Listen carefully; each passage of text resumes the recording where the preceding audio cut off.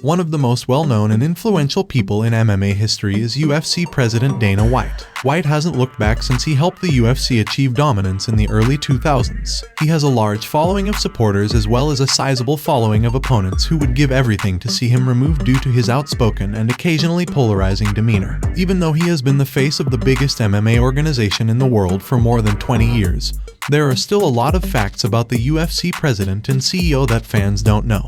Before we get to the video, why don't you hit the like button and subscribe to help our channel? Please like and subscribe. Let's get to the video now. 10. His relationship with his family is not great. Even while Dana White is well liked by many fans and combatants, his connection with his family, particularly his mother, isn't the best. In 2011, White's mother published a book about Dana, titled Dana White, King of MMA, an unauthorized biography. It makes a number of ridiculous claims. Notably, as the UFC took off and gained steam, White turned his back on his family and friends. 9. The mob drove him out of Boston. Dana White claims that he got into a little bit of problems with infamous mobster Whitey Bulger when he was still living in Boston. He was actually driven out of town by the mobster, and after receiving threats for money, he relocated to Las Vegas. Years after being driven from town, White gave an interview and related the tale. He basically said, "You owe us money." It was like $2,500, which was like $25,000 to me back then. And said, "You owe us money." It was actually a guy named Kevin Weeks, who if you saw the trial, he's Whitey's right-hand man. I'm sure he's very prominent in the movie. But yeah, basically said I owed him some money, and I didn't pay him. This went on for a while, and one day I was at my place and I got a call and they said, "You owe us the money tomorrow by 1 o'clock. I literally hung up the phone, picked up the phone and called Delta and bought a ticket to Vegas. 8. White made a little Zuffa boxing attempt.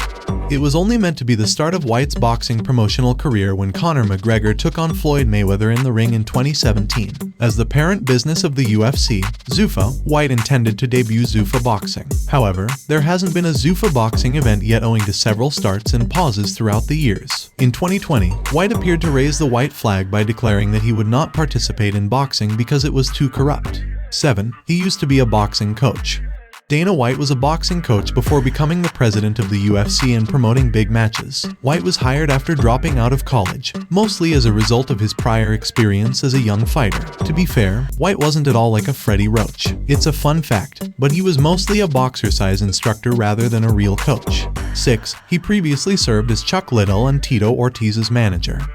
White began his career in mixed martial arts as a negotiator, not as a UFC representative. Tito Ortiz, the UFC light heavyweight champion, and Chuck Liddell, Ortiz's friend and training partner, were both managed by White. The fact that White was managing Ortiz and Liddell gave him the opportunity to learn that the UFC was also searching for new owners. White then informed his friends Lorenzo and Frank Fertitta of this development. The brothers quickly acquired the business, appointed White as president, and the rest is history. 5. He almost fought Tito Ortiz in a boxing match.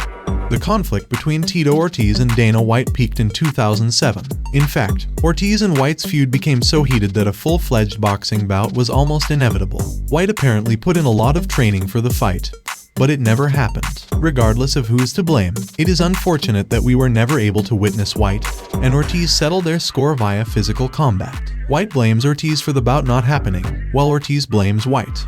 4. He has Menieres disease. Dana White appears to never miss a show since he attends all pay-per-view events, fight nights, and his weekly Dana White Contender Series program. When you consider White's medical difficulties, it's actually rather remarkable. White received a formal Menieres disease diagnosis in 2012, which is a neurological condition that impairs hearing and causes intense ringing in the ears. The illness has been compared to vertigo on steroids by White. 3. He was sued in 2020. In 2020, Dana White was embroiled in a bizarre controversy that remained unreported. White allegedly appeared in a sex tape with a Brazilian lady in 2013 without his knowledge. The woman's boyfriend reportedly tried to blackmail White by demanding money in exchange for keeping the recording from leaking. The outcome was that the man was charged with a crime. The two subsequently filed a lawsuit against White, alleging that White attempted to buy the man's guilty plea. White categorically disputed this, and a few months later the claim was swiftly dropped. 2. He's a really smart gambler.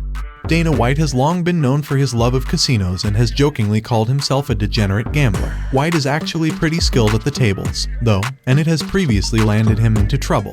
White claims that the Palms Casino in Las Vegas had already blacklisted him because of his one-night jackpot of $1.6 million. They effectively banned him by giving him a specially produced UFC championship belt. 1. He is former President Donald Trump's close friend. For former U.S. President Donald Trump, Dana White has been a vocal supporter. White and Trump have been friends for well over 20 years, so it goes beyond the fact that White supports Trump's political views. The two became friends because in the early 2000s, when the UFC had trouble finding venues for its events, Trump was happy to host them at his Trump Plaza property.